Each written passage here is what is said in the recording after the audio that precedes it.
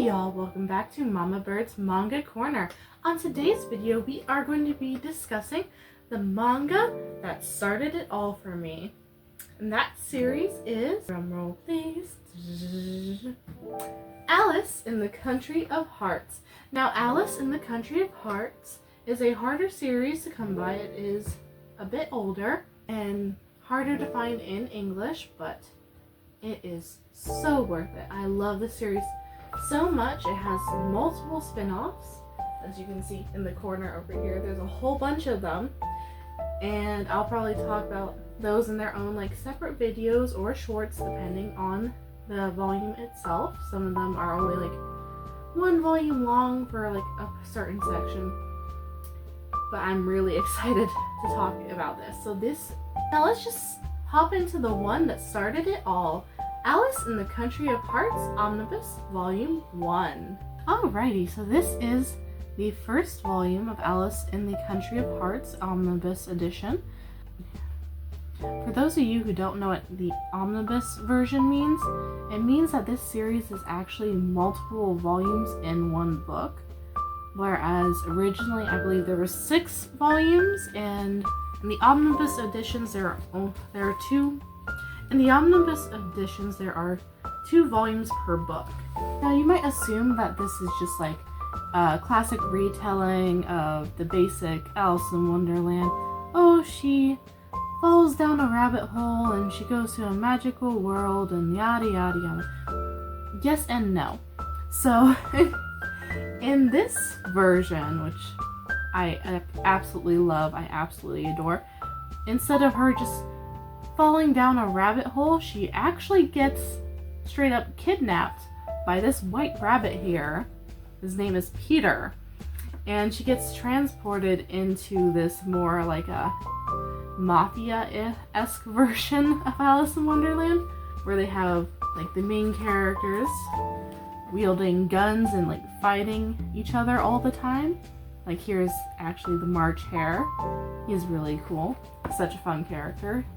His name in this series is actually Elliot, and they're just fighting all the time for honestly no reason half the time. Most of the characters are also pining for Alice. You have older characters that are from the classic, like you have the Mad Hatter, but then you'll have some random characters like Marigoland, or just Mary. Yes, he's very sensitive of his name, and it makes it even more funny. They're all like gun-toting mafia types, all trying to keep like their areas in line. So Goland actually has a circus-y area, whereas you have like the Hatter, his name in this is Blood, has his own like tea party mansion. There, he's served by like a whole bunch of these faceless characters. So they're like normal characters, like the Hatter. You have the Red Queen, and all like the main characters all have faces, but then you have these actual faceless characters who are all like servants, and they get basically treated as they are like easily discarded since they don't have a face. But here, oh my gosh, here is one of my absolute favorite characters of this series. It is the Cheshire Cat, aka Boris. I love his design. He is so much fun, and I don't find him irritating like I sometimes do with the actual Cheshire Cat. He's more like a fun-loving character compared to like the original Cheshire Cat, and he's just, I love his design. He's so fun to look at.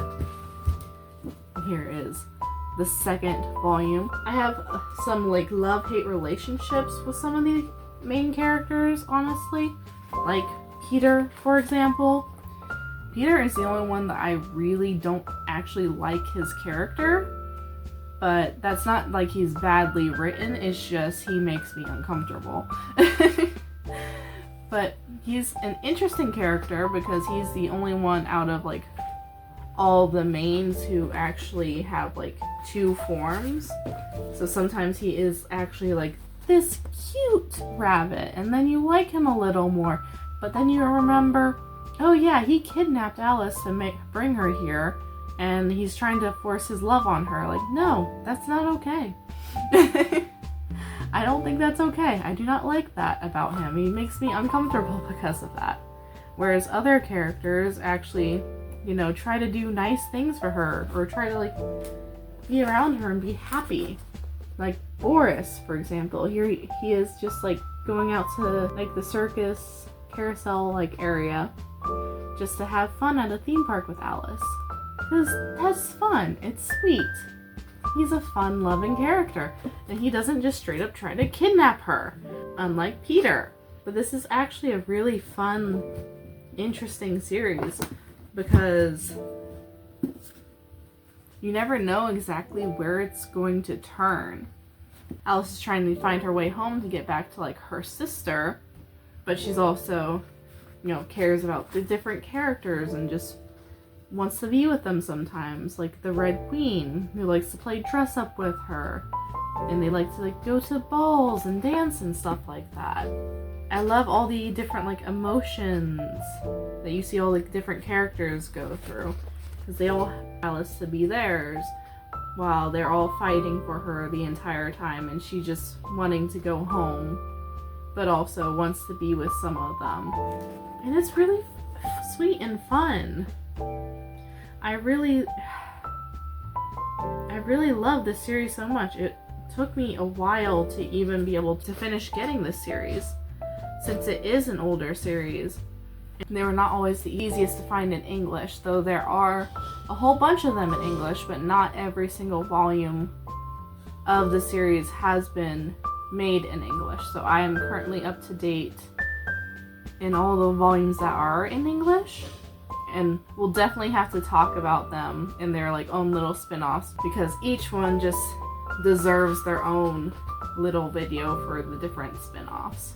So these are just like some of the reasons I really adore this manga. I would suggest anyone to try it. I would suggest for anyone to give this series a try. It is a good, fun series with a lot of fun characters, a lot of action. I do believe there is a movie and several games for this series, though I do not believe that they are available in English. But this series is so much fun, and I would really suggest it to anyone. So if y'all like manga content, it would be great if you could give me a like, subscribe, maybe even a comment would be amazing. So I'll see y'all in the next video. Bye!